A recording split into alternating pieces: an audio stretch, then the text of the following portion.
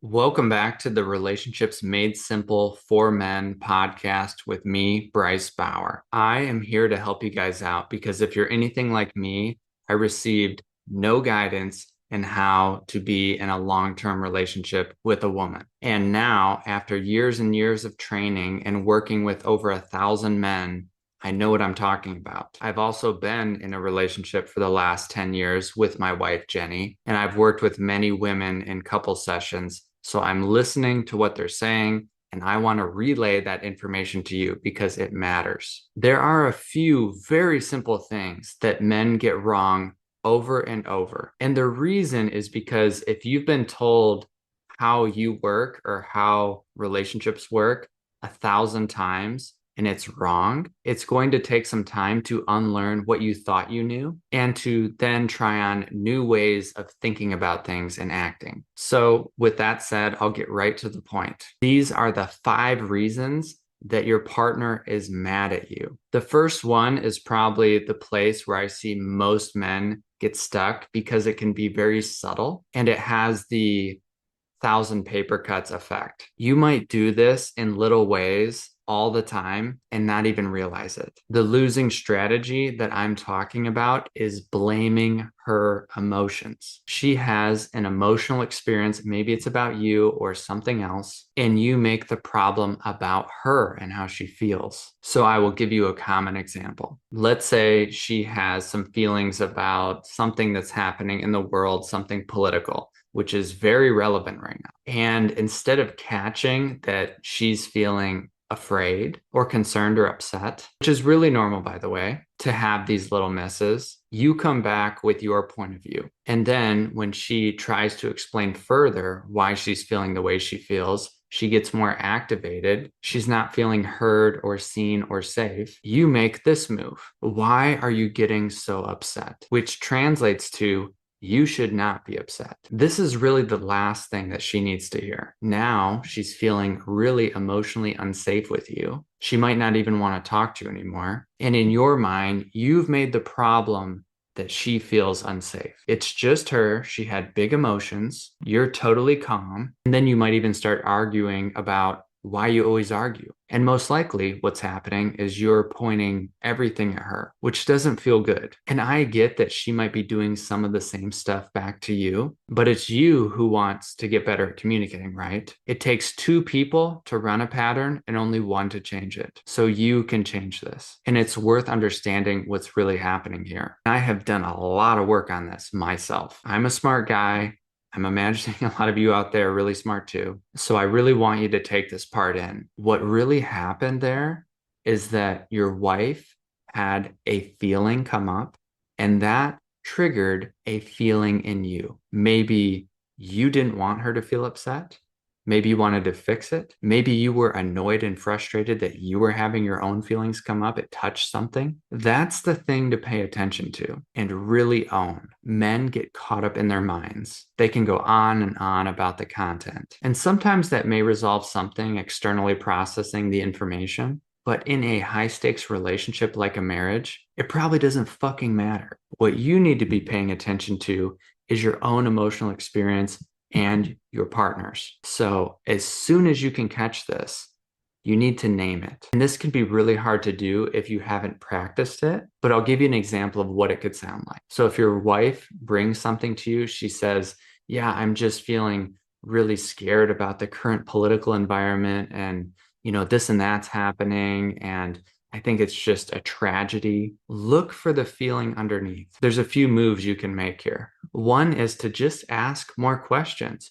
What really upsets you about what's happening? What would you like to see be different? It's also helpful to lead in with, thanks for sharing how you're feeling or what you're thinking. Another move is to take a moment to check in with your experience and see if you can connect on that. Yeah, I feel sad about this too, or afraid or concerned. There's probably something that you both share in this. And then you can even ask, do you want me to just listen or do you want to kind of talk this out? Setting an intention for the conversation. These are all moves that you can make. But the worst thing that you can do is just blame her for feeling the way she does. And then to ignore that you feel anything at all and point your finger at her as the conflict escalates. And you probably already know this, right? Like you can tell when whatever you're doing isn't working and making things worse. And the reason that you keep doing it is because you're activated yourself. It can happen in a second, and you don't have the skill or the tools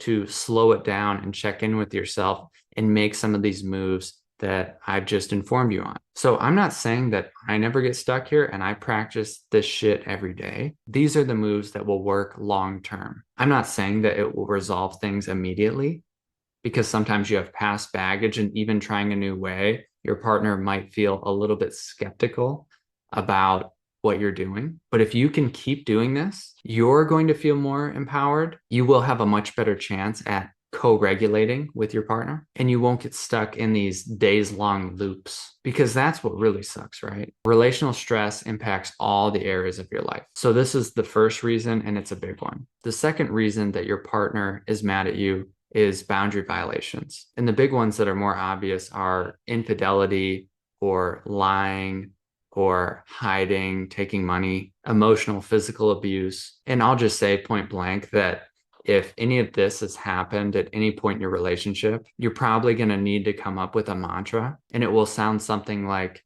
yes, you're right.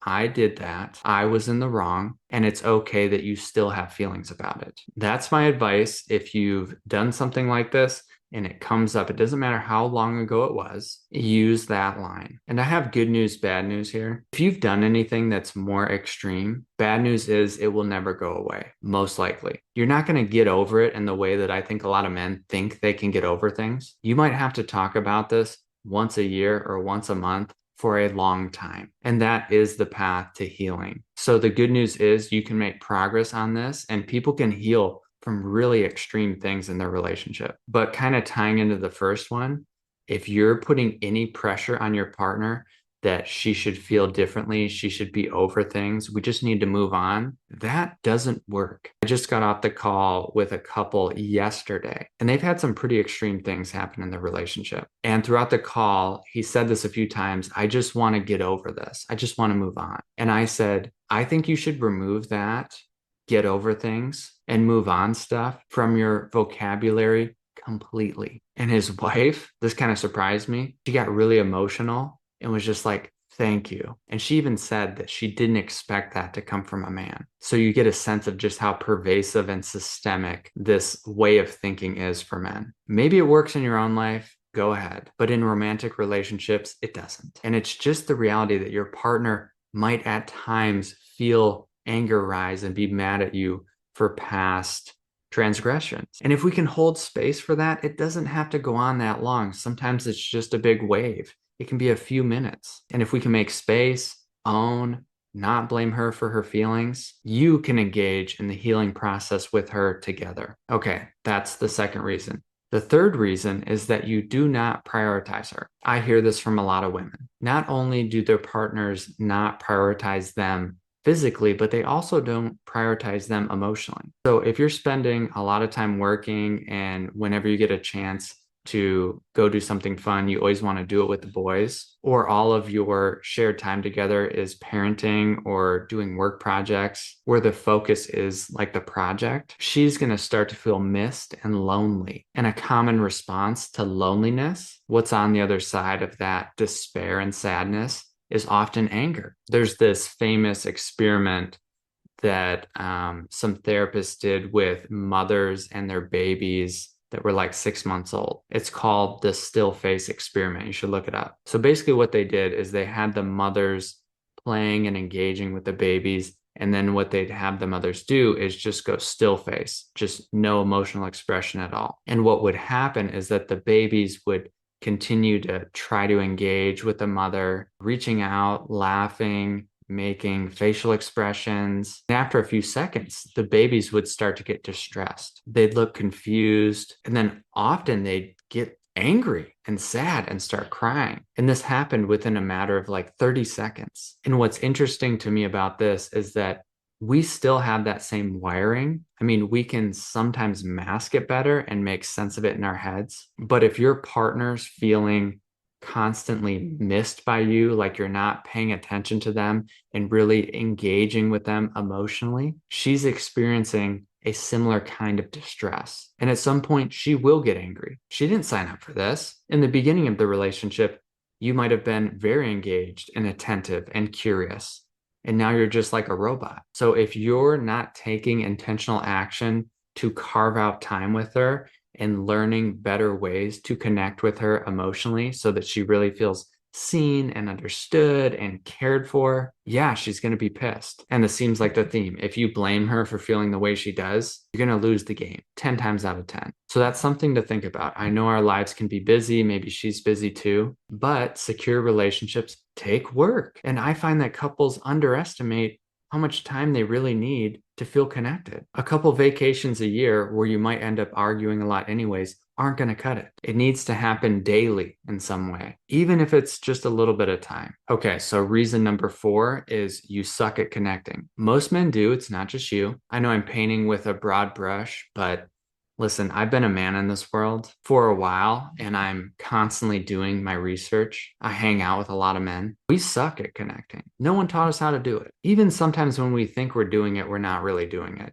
at least on a deeper level. I'm actually about to go out and play pickleball with some of my friends in the neighborhood. And yeah, we're going to have fun. We're going to connect, ask each other about our days, maybe. But the chance that there's any vulnerability or deeper questions asked is almost zero. Sometimes I will do that, but it rarely happens. And even when someone does bring something up, like there have been some divorces with some of these guys, we don't really talk much about it. It's just the facts. And then maybe a funny comment. Guys just don't know what to do with vulnerability for the most part. Maybe that's not you, but most of the guys I see and hang out with, yeah, what to do about that? The only way that I know how to do this and the way that I've done this is to go learn from other men that do know how to connect. They're out there. Join a men's group, a circling community. Go into your next therapy or coaching session and ask, hey, I want to learn how to connect better. And I don't know if I'm that good at that. Can you show me how to do this? Be humble, be open, keep searching for the right person or people to help you grow and learn. You might learn some by listening to podcasts like this, but you're not going to really know how to put it into practice unless you have real people to do it with. And you can even do this together with your partner if you want. There are workshops and courses out there. Feel free to reach out if you need some guidance. And then finally, I'm going to move on to the 5th one. Take a little bit of pressure off you guys. She could be mad at you and it has nothing to do with you. Sometimes that is the case. Maybe there's something happening with her hormones. Women tend to go through this differently than men. The ovulation cycle, menopause, I don't really know that much about it. I just know that it seems a lot different with women. They have bigger ups and downs. She could have her own past trauma. She could have current relational stress with family members and friends. It's possible that whatever she's feeling has nothing to do with you. Even if that is so, go back to the fundamentals. Don't blame her for feeling the way that she does. It's okay to have a boundary if you really feel like she's coming at you and you're just like, hey, I'm trying the moves. I'm trying to be understanding, and this isn't working for me. I do feel like you're coming at me. Every once in a while, I will do that with Jenny. But if your default is to go to defensiveness and avoidance or fighting, there's nothing wrong with just staying with what's happening and growing your capacity to be with whatever she's feeling. It doesn't mean that you have to take whatever she's saying on as truth, but it's amazing what a little bit of self-regulation and skill work can do. I mean, just imagine this. She comes in and she's just a ball of energy and she's coming with complaints. And you're like, yeah, you're right. I didn't take out the trash. I did forget about that dinner. Sometimes I don't pay attention to you. You're right. And it makes sense that you have big feelings about that. You can do that. So what? You should get used to your ego taking some shots once in a while. You're not going to totally lose yourself or implode or die by taking a little heat once in a while. I think sometimes as men, we have to stop being so fucking fragile. Take in the feedback. Try it on. Maybe she's only 20% right. So own the 20%, whatever. We don't have to make a big deal about this and get out our scorecards. You can be an informed, empowered, relational human being. Life will feel a lot better if you can learn how to do this. So just to run through the 5 reasons that she's mad at you. 1 is you're blaming her emotions. 2 is past current boundary violations. 3 is you don't prioritize her. 4 is you suck at connecting. And 5 is it could be her stuff. Hopefully that's helpful. It is helpful for me to flush some of this stuff out for myself and then being able to put language to it for clients. So thanks for tuning in. Remember, if you do like what I have to say, share, subscribe, like all those things that you do on social media, wherever you're watching this. I'll include contact info in the description, and I will see you next week.